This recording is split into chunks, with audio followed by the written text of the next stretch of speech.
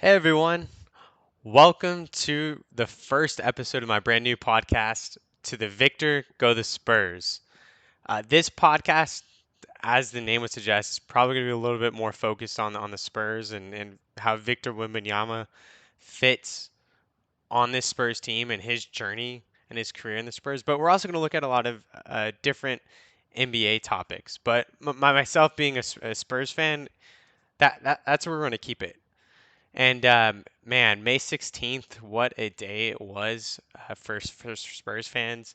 Finding out that we had won the draft lottery and got the rights to draft this generational prospect, and Victor Wembanyama was incredible. And then to see his name called about a month later in the NBA draft, the first pick in the draft to the Spurs, it's crazy. It's a game changer for the Spurs, and all of a sudden they go from this team that wins something like 20, 22 games last year to now they have a bright future, and all of these pieces around this team all of a sudden click.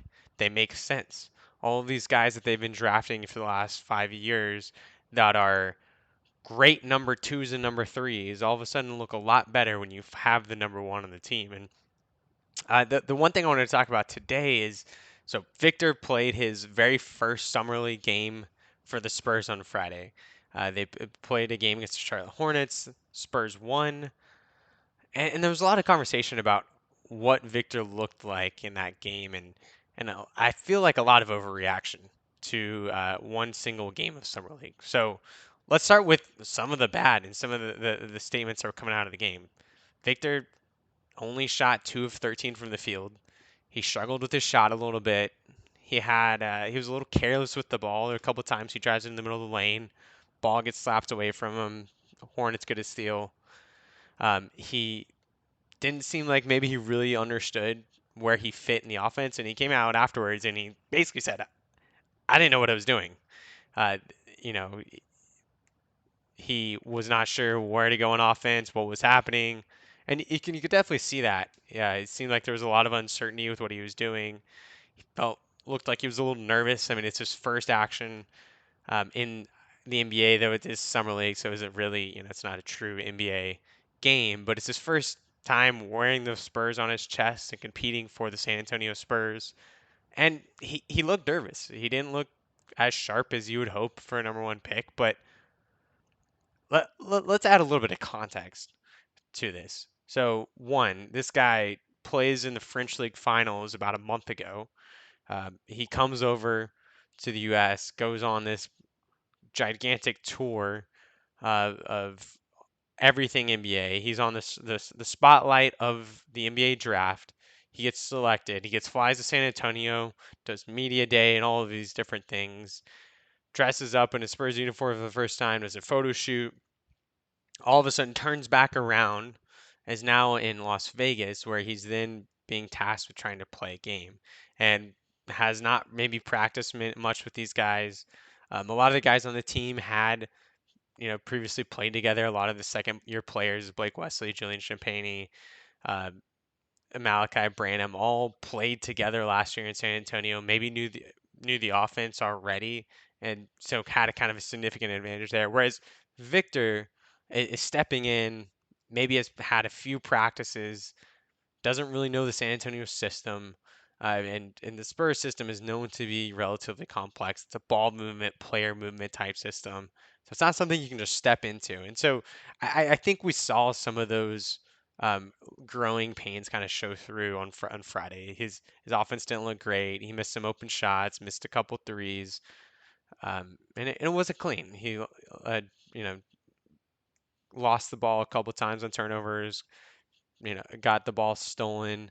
Um, and didn't look great in that regard. But let's slow down on the slander for Victor. Look, it was one bad game, but it's Summer League. Slow down on overreactions here, right? Everybody has some of the greatest players have had bad games in the Summer League. Tim Duncan famously got worked by Jermaine O'Neal and Greg Ostertag in his first Summer League. It's okay. It happens. It's his first game in a very long career. And Offensively, yeah, it was a struggle, but you like to think that'll come around with time. And offenses, when you're trying to learn the system, it's going to take some time. But what I think I saw a lot on Twitter and in on ESPN and all the various media outlets talking about, oh my gosh, and what happened? Victor looked horrible. Let's slow down a little bit. Like, did you guys watch the game? Not trying to be mean, but did you actually watch the game and see what happened? Because I did, and my takeaways are, holy cow, this guy is gonna be ridiculous. First of all, he jumps off the screen. He's 7'3". I was watching the game with my wife actually, and she was laughing. She's like, "Oh my gosh, like he's way taller than everybody." And yeah, he just looks different. It looks like everybody else looks about the same size. And then there's Victor. Victor is this freak of an athlete. He's 7'3", 8-foot wingspan, and just jumps off the screen to you. So I think from that standpoint, the complete wow factor, like wow, this guy just physically looks different. And and typically when you see guys that big, they usually look a little awkward, don't move super well, and Victor looked really, really fluid and in his first action in the NBA Summer League. He was guarding Brandon Miller, who's a 6'9" freak athlete, number 2 overall pick. He was guarding him consistently. And holy cow, did y'all see that block? Yeah, Brandon Miller took a three from like 6 feet behind the 3-point line. Victor was had 1 foot inside the three, hardly even jumps and blocks the shot. Wow. How many times have we seen that happen? I mean, I think I've seen Anthony Davis pulled off like once. I've seen maybe Giannis do it here and there, but that is absolutely special. And I think that was one of the many things that jumped off the page is one, this guy's defense looks absolutely legit. He had 5 blocks. He thoroughly controlled the game defensively. You could tell the Hornets players were just didn't want to drive to the hoop at all because they knew, man, Victor's going to get his hands on it. He's going to find a way to alter this shot. And look, it wasn't just the 5 blocks. It was that he was altering everything at the rim, and he was altering jump shots. He was just making his presence felt everywhere. And I think really that's what's going to make this kid special. I mean, oftentimes we see these dynamic scores come into the league, but what do they really give you defensively? And Victor, day one, shows you this kid has the chance to be special defensively, not just good, special, completely disruptive. It's something that I don't know that we've really seen before. I mean, Anthony Davis is amazing defensively. Giannis is amazing defensively, but this guy's length is on another level. He's got an 8-foot wingspan. He's 7'3".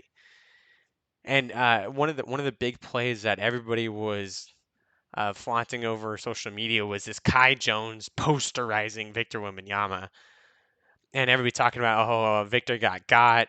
What's this guy doing? He just got dunked all over it. Well, one, if you know anything about rim protection in the NBA, is your best rim protectors, the guys who are fearless enough to go try and block every shot, they're gonna get got sometimes. I mean, they just are. You're If you're gonna challenge shots at the rim, sometimes the guy's gonna dunk over you. But if you actually watch the play, I think what was so incredible about the play, and I'm not trying to overreact to one play, but Victor is guarding the ball handler at the free throw line when the ball handler throws an alley-oop pass to Kai Jones. And Victor, while the ball is in the air, turns around, jumps up, and almost blocks the alley-oop from Kai Jones.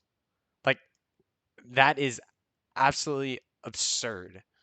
I've seen that happen once where a player has blocked an alley oop while guarding the ball. And that was Giannis in the finals in 21 when he blocked that DeAndre Ayton dunk on the alley oop.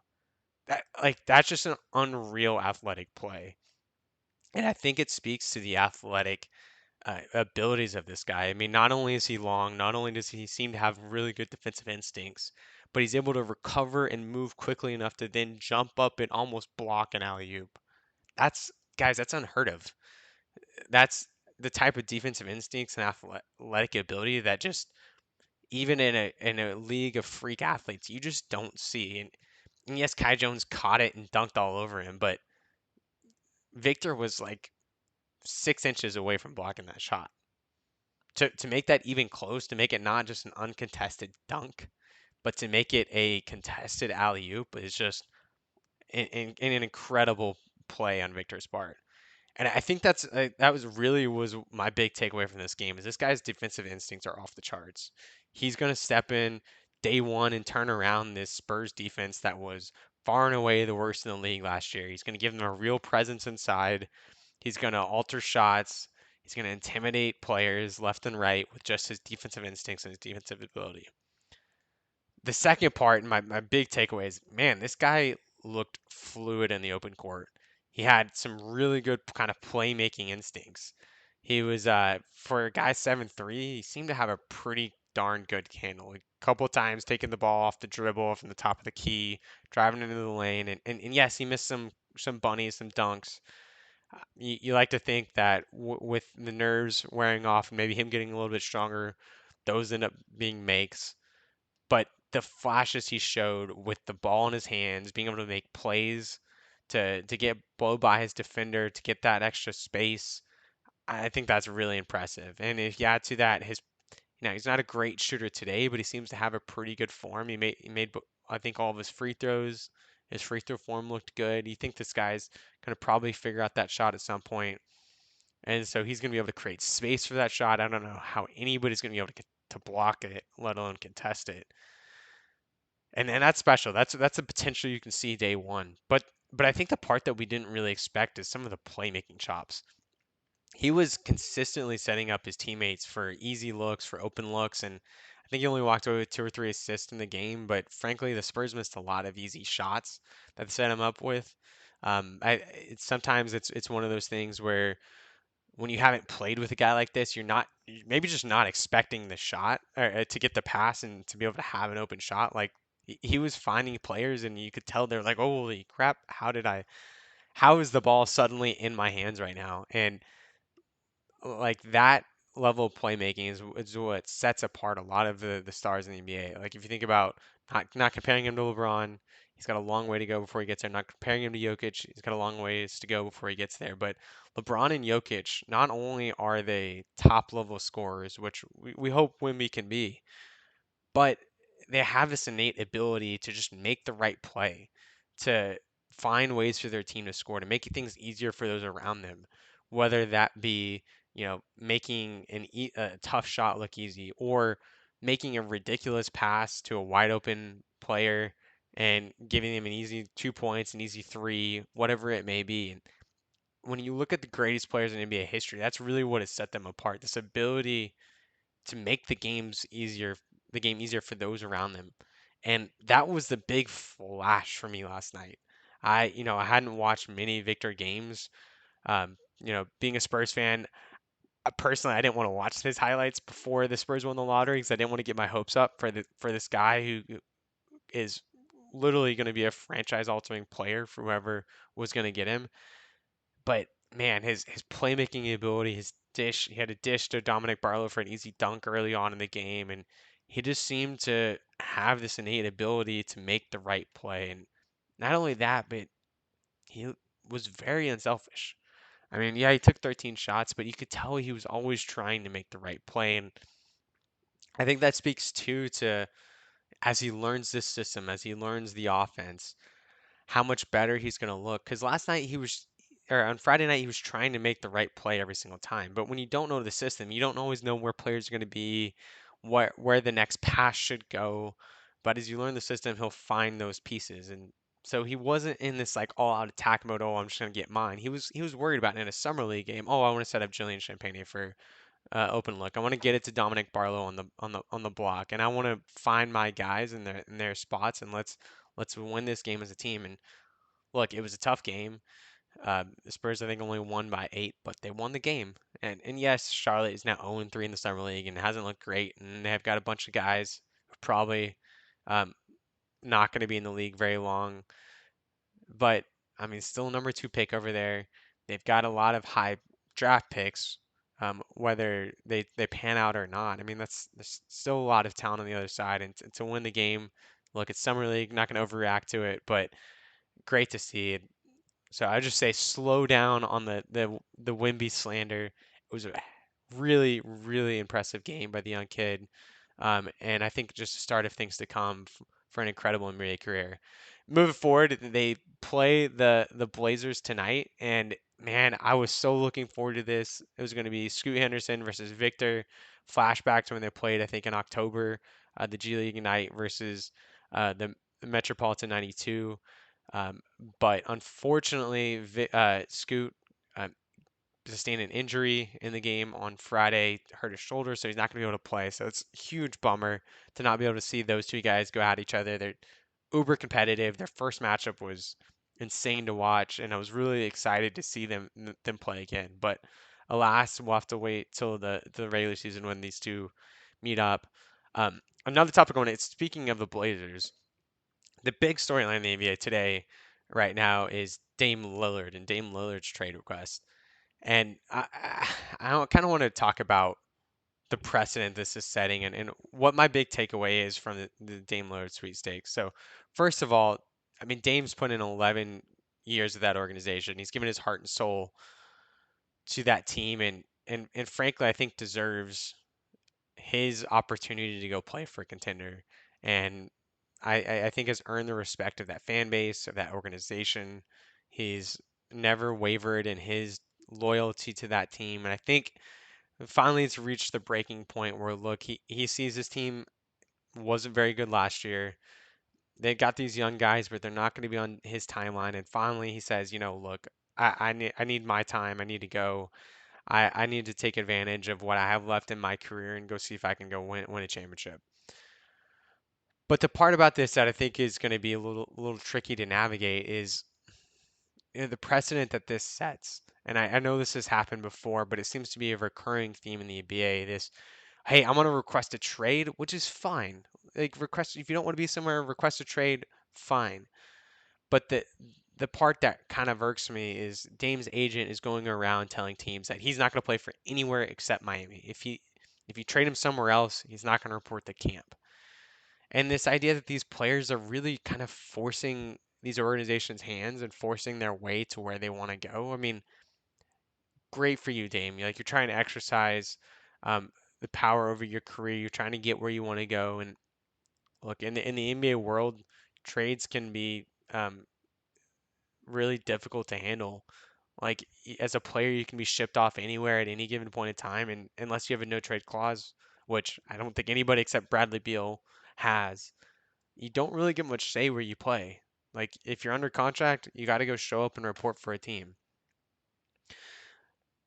But it used to be that if you wanted to go play for a specific team, you would just go into free agency and you say, okay, I'm going to go sign for that team in free agency. And look, Dame just signed a massive extension last summer.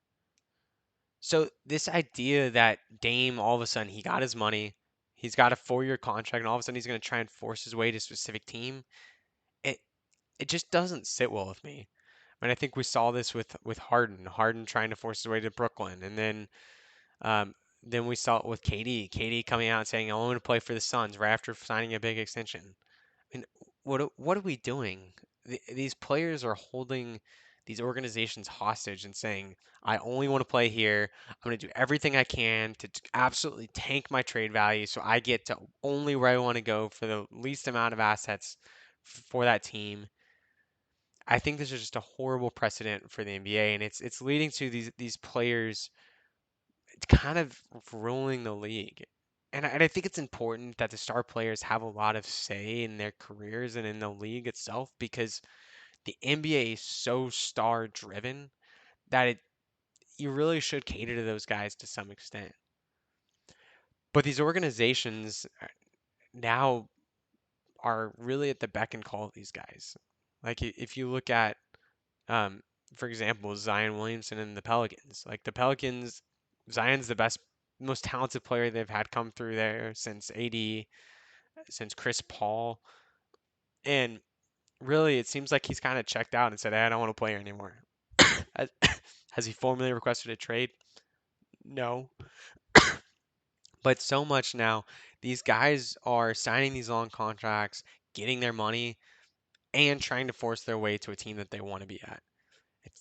it's the constant conundrum of they want to have their cake and eat it too. You can't have both. Dame signed a 4-year contract with the Blazers, a 4-year extension with the Blazers last year. He signed on that dotted line. He said, "I want my money. I'm taking the Supermax extension. He's earned it. He deserves that. Great for him."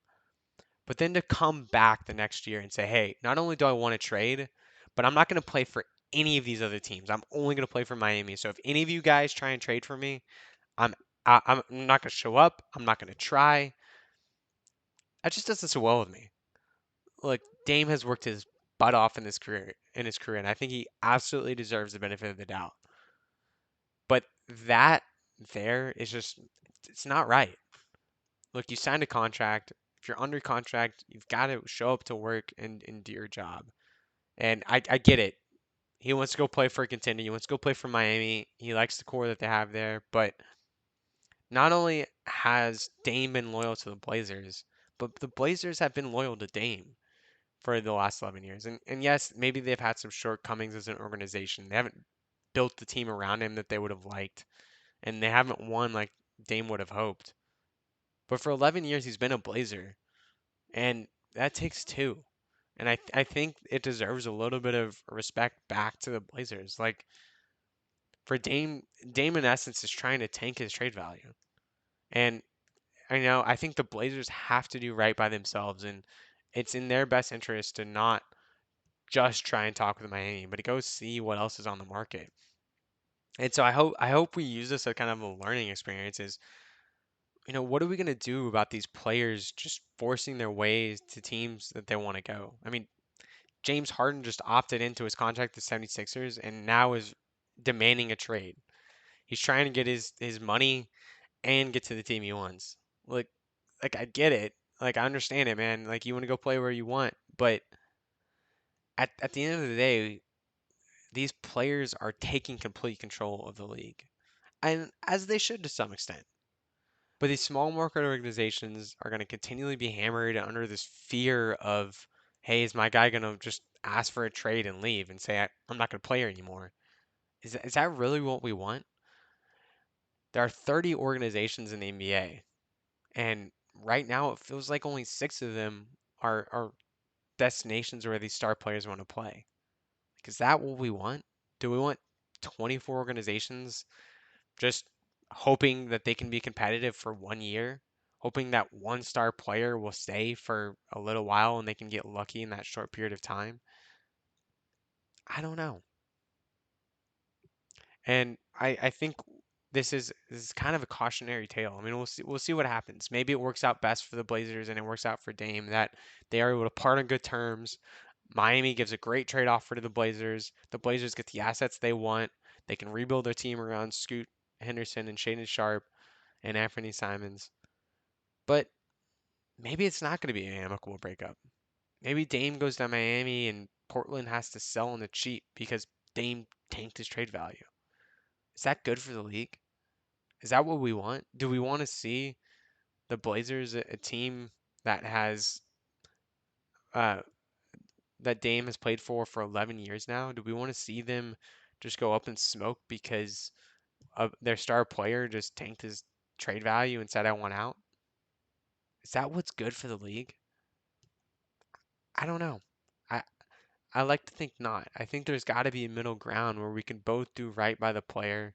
The player can get their money, but the team doesn't get screwed over in the process. Thank you guys for listening to episode 1 of To the Victor Go the Spurs podcast. I hope you guys enjoy it. Feel free to comment. Let me know any topics you guys would like me to cover. Hope you guys enjoy this as much as I do. Thank you all and Godspeed.